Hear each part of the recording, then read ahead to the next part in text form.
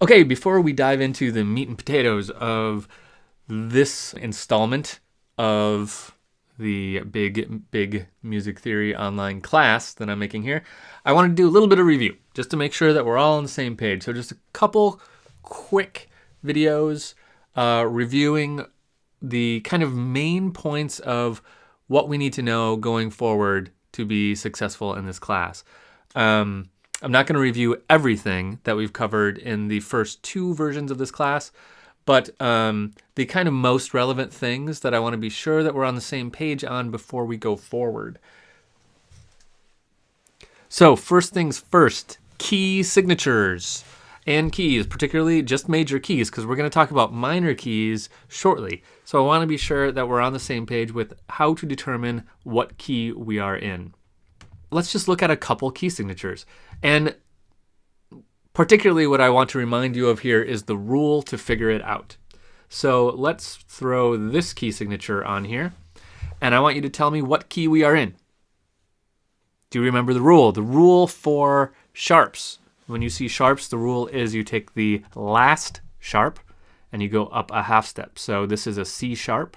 So we're going to go up a half step, and that makes a D natural, a D. And D is the name of this key. So no matter how many sharps we have, you always take the last one. Let's look at a crazy key signature. This one, crazy key signature. If you were playing a piece in this key, you would be mad at the composer. What do we call this key signature? We're going to take that last sharp. That last sharp is a B. B sharp. They can happen. They can exist. We're going to take that and we're going to go up a half step to C. But this is not the key of C, because if we look through the key signature, C is already sharped. So that means this is the key of C sharp. Okay? C sharp major. Let's look at another one. Here we go. The favorite key of any guitar player. We take the last sharp. It's a D. We're going to go up a half step, and that's E. So this is the key signature for the key of E. So the rule is you take that last sharp, you go up a half step. Now, if we're looking at flats, slightly different rule. The rule on flats is we take the second to last flat, and that is it. That is the name of our key. So here we have three flats, B flat, E flat, and A flat. So we're going to take our second to last flat, that's E flat, and that's the name of the key. So E flat major is the name of this key. Let's look at a big crazy one. Here we go. Another really ugly key. But let's take our second to last flat, and it is a C flat. And you're like, why? Why would anyone do that? Because you can. If you get into really weird key signatures, you can do that. So this is the key of C flat. This is what we're looking at here. Let's do maybe this one. What's this key? This is A flat, right? Second to last, A flat.